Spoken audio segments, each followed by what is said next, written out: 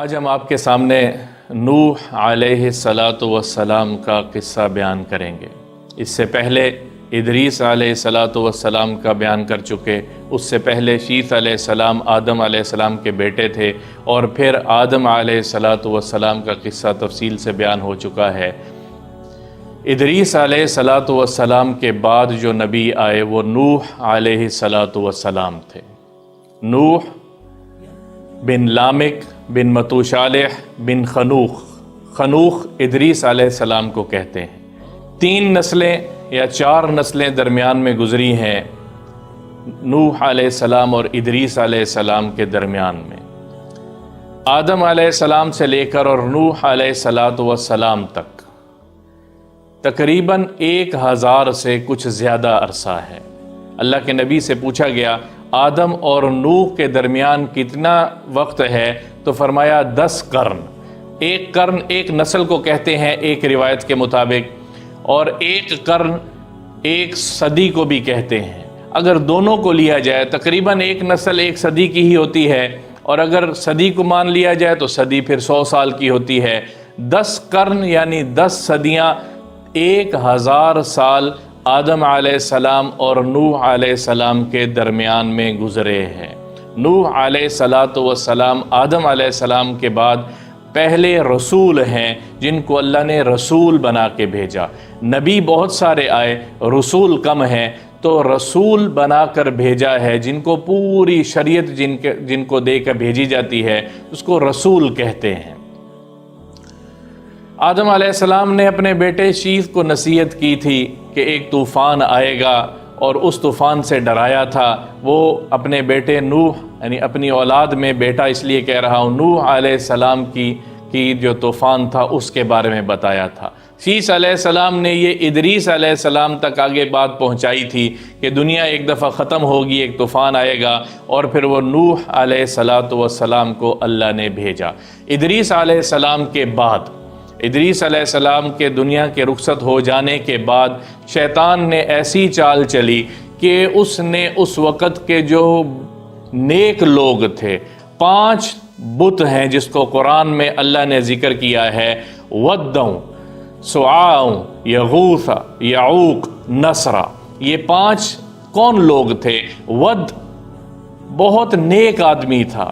ادریس علیہ الصلاۃ والسلام کے بعد لوگ اس کی بات کو مانا کرتے تھے، نیک آدمی تھا، اللہ کا برگزیدہ آدمی تھا۔ تو جب وہ ان کا انتقال ہوا تو ابلیس نے کیا کہا، لوگ اداس ہوئے ان کی یاد میں کہ وہ چلے گئے ہیں، تو ابلیس نے کہا کہ میں ان کی شکل بنا دیتا ہوں، مجسمہ بنا دیتا ہوں۔ ابلیس نے مجسمہ تیار کیا اور لوگوں کو ورگلایا کہ اس کو یاد کے لیے بنا رہے ہیں، ہم کون سی پوجا کر رہے ہیں، ہم کون سی اس کی عبادت کر رہے ہیں۔ اور پھر اس نے چوک میں رکھ دیا، چوراہے میں رکھ دیا، اور پھر آہستہ آہستہ وہاں سے لوگوں کے دلوں کے اندر وسوسہ ڈالتا رہا، اور پھر وہ گھروں کے اندر منتقل ہوئے، اور پھر وہ اس کی عبادت شروع ہوئی۔ اسی طرح سے پہلی مرتبہ اس زمین پر، اس روئے زمین پر، اس دھرتی پر بت پرستی جو شروع ہوئی ہے وہ نوح علیہ الصلاۃ والسلام کی قوم نے کی ہے۔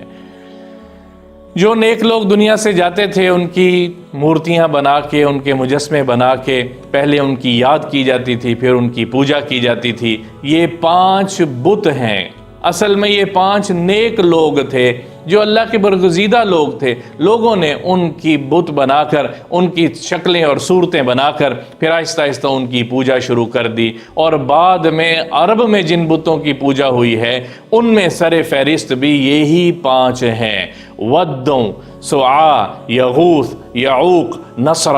یہ 5 بت ہیں جن کی پوجا کی گئی۔ اور اللہ تعالیٰ نے جب انسانیت پہ شرک سب سے بڑا گناہ ہے، جب اللہ کو چھوڑ کے کسی کی پوجا کی جاتی ہے، اللہ کا غیظ و غضب جوش میں آتا ہے، اللہ نے اسی لیے رسول بھیجے، نوح علیہ الصلاۃ والسلام۔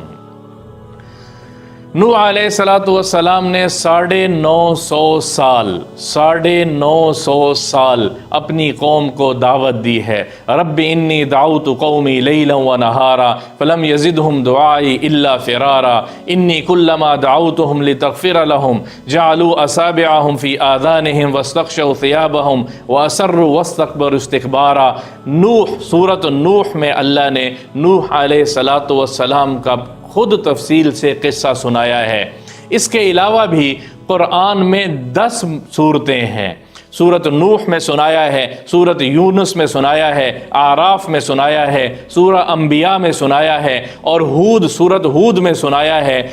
10 सूरतों में अल्लाह ने नूह अलैहिस्सलाम का जिक्र किया है कि उनकी कौम कैसे बुत परस्ती में लगी, उनकी कौम कैसे शिरक में लगी और फिर कैसे अल्लाह ने नूह अलैहिस्सलाम को भेजा जिन्होंने अनथक मेहनत की है। नूह अलैहिस्सलाम ने फरमाते हैं कि मैं उनको दिन रात अल्लाह की तरफ बुला। रब्बी इन्नी दाउतु कौमी लैलन व नहारा, ना रात छोड़ी है दावत के बगैर, ना दिन छोड़ा है। दिन को भी उनको अल्लाह की तरफ बुलाता था और रात को भी उनको अल्लाह की तरफ बुलाता था। इतनी दावत दी कि जब नूह अलैहिस्सलाम को वो देखा करते थे कि वो आ रहे हैं तो अपने कानों में उंगलियां दे लिया करते थे और अपनी आंखें बंद कर लिया करते थे ताकि ना हम इसको देखेंगे और ना हम इसकी बात सुनेंगे। तो फिर नूह अलैहिस्सलाम क्या कहते, इन्नी दाऊतुहुम जिहारा, फिर मैं ऊंची ऊंची शोर मचा के आवाज़ से दावत देता था ताकि इनके कानों के ज़रिए से इनके दिल तक पहुँचे। मैंने इनको या अल्लाह दिन रात दावत दी है, इन्होंने क्या किया है, वो मेरा इनकार करते चले जाते थे, वो मेरा इनकार करते चले जाते थे। एक रिवायत में आता है कि नूह अलैहिस्सलाम 1000 साल इनकी उम्र थी या इससे ज़्यादा थी, 950 साल तो दावत के हैं जो इन्होंने अपनी कौम को दी है।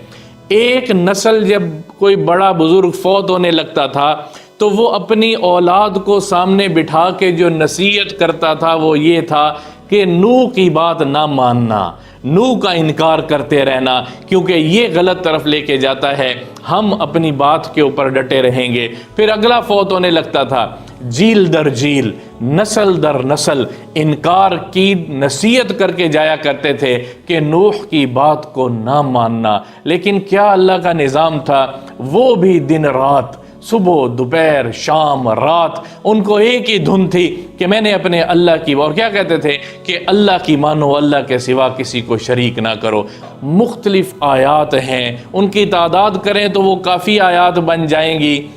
मुख्तसर सुनाना ये है कि नूह अलैहिस्सलाम ने अपनी कौम को किस तरह दावत दी और वो इनकार पे इनकार करते चले गए, इनकार पे इनकार करते चले गए, यहाँ तक कि जब हुज्जत ताम हो गई और कुरान बताता है कि वो सामने खड़े होकर कहते थे कि जिस अजाब की तो हमसे बातें करता है कि वो आएगा, उसको ले आना हमारे सामने, हम देखना चाहते हैं। जब कुफ्र और इनाद, जब बुग़्ज़ और अदावत इस दर्जे की पहुंच जाती है तो फिर मेरा अल्लाह सफाया करता है, फिर मेरा अल्लाह साफ करता है दुनिया को, क्योंकि अल्लाह को शिरक पसंद नहीं है, अल्लाह को अपनी ज़ात में किसी का मुकाबला पसंद नहीं है। बाकी सारे गुनाह मेरा रब माफ़ कर देगा, बाकी सारे गुनाह मेरा रब माफ़ कर देगा, अपनी ज़ात में शिरक को पसंद नहीं करता। एक किस्सा याद आ गया, हसन बसरी रहमतुल्लाह अलैह अपनी छत के ऊपर तशरीफ़ फरमा थे और रात को कुरान की तिलावत कर रहे थे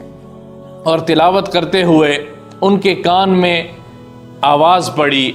एक धोबी जिसका घर पास में था, धोबी और धोबन आपस में लड़ रहे थे और धोबन की आवाज़ उनकी कान में पहुंची कि तू, तेरे साथ मैंने हर सुख दुख देखा है और मैं मुस्तकिल तेरे साथ रहने के लिए तैयार हूं। जब तू ये कहता है कि मैं और दूसरी औरत ले आऊँगा, मैं दूसरी शादी कर लूँगा, तो ये मुझे गवारा नहीं है, मैं ये बर्दाश्त नहीं कर सकती। तो ये किस्सा उनके कान में आवाज़ पड़ी और वो कुरान पढ़ रहे और वो उनकी नज़र कुरान पर पड़ी। जिस आयत पे उनकी नज़र पड़ी तो वो आयत क्या थी, इन्नल्लाह ला यग़फ़िरु युशरक बिही व यग़फ़िरु मा दून ज़ालिक लिमन यशा, अल्लाह हर गुनाह को माफ़ कर देता है, अपनी ज़ात में शरीक बर्दाश्त नहीं करता। उनकी नज़र उस पर पड़ी और वो चीख मारी उन्होंने, اور وہ چیخ مار کے جو بے ہوش ہوئے. جب اٹھے تو لوگوں نے پوچھا کیا ہوا؟ انہوں نے کہا یہ عورت ہو کہ اپنی ذات میں شرک پسند نہیں کرتی، تو میرا رب قرآن میں کہہ رہا ہے کہ میں سارے ہر گناہ کو معاف کر دوں گا، لیکن میں اپنی ذات میں شریک برداشت نہیں کرتا. نوح علیہ الصلاۃ والسلام پر جب حجت تام ہوئی ان کی قوم پر، تو پھر اللہ نے عذاب مسلط کیا. اس سے پہلے میرے رب نے کیا کہا؟ اصنع الفلک، ایک کشتی تیار کیجئے. وہ کشتی کیسی ہوگی؟ اس کشتی کو بڑے بحری جہاز کی طرح وہ کشتی ہے. نوح علیہ الصلاۃ والسلام پر آخر وقت تک ایمان لانے والے ابن عباس رضی اللہ تعالیٰ عنہما فرماتے ہیں صرف 80 لوگ تھے یا 83 لوگ تھے، اس سے زیادہ. 950 سال میں ان کی بات کو کسی نے نہیں مانا، تسلیم نہیں کیا، اور وہ اللہ والے ایسے تھے کہ وہ بلاتے رہے. تو نوح علیہ السلام نے پہلے سے ہی کشتی اللہ کے حکم پر کشتی کو تیار کرنا شروع کیا، اور وہ کشتی تیار کرتے اور لوگ وہ ان کی قوم والے ہنستے تھے کہ وہاں تو پانی کا نام و نشان نہیں تھا، کہ یہ اس خشک زمین پر، اس خشک جگہ پر یہ کشتی کہاں چلائے گا؟ وہ تو اللہ کا حکم تھا، کیا ہونا تھا. تو وہ کشتی انہوں نے تیار کی. ایک روایت ہے، تاریخی روایت ہے کہ جب وہ کشتی انہوں نے تیار کر لی تو پھر لوگوں نے کہا کہ پتہ نہیں یہ کشتی کا کیا کرنے والا ہے. تو وہ اپنی قضائے حاجت، وہ پیشاب پخانہ کشتی میں جا کے رات کو کر دیا کرتے تھے، یہاں تک کہ جب صبح ہوئی تو وہ ساری کشتی گندگی سے بھری ہوئی تھی. تو اللہ تعالیٰ نے نوح علیہ السلام کو یہ بات سمجھانے کے لیے، یہ بات بتانے کے لیے، اللہ نے ایک معجزہ ظاہر کیا. اس قوم میں کافی لوگوں کو خارش کی بیماری ہوئی، اور وہ خارش اس طرح سے ہوئی کہ وہ ہر وقت اپنے آپ کو خارش کرتے رہتے تھے، کھجلی کرتے رہتے تھے. تو وہ ایک آدمی کھجلی کرتے ہوئے اس کشتی کے ساتھ لگا، تو اس کشتی میں جو گندگی لگی ہوئی تھی وہ اس کی خارش کی جگہ پہ لگی تو وہ ٹھیک ہو گئی. میرے رب کا نظام چلنا تھا، وہ خارش ٹھیک ہوئی. تو اس نے پھر دوبارہ جان بوجھ کے لگائی تو وہ خارش ٹھیک ہوتی چلی گئی. اس نے جا کے یہ اعلان کیا کہ یہ کشتی میں جو گندگی ہے اس سے شفا مل رہی ہے. تو وہ سارے جن کو خارش تھی وہ اس طرح آئے اور اپنے جسم پہ وہ ملتے چلے گئے اور خارش ٹھیک ہوتی گئی، یہاں تک کہ وہ گندگی جنہوں نے پھیلائی تھی اللہ نے صاف بھی انہی لوگوں سے وہ گندگی کروائی ہے.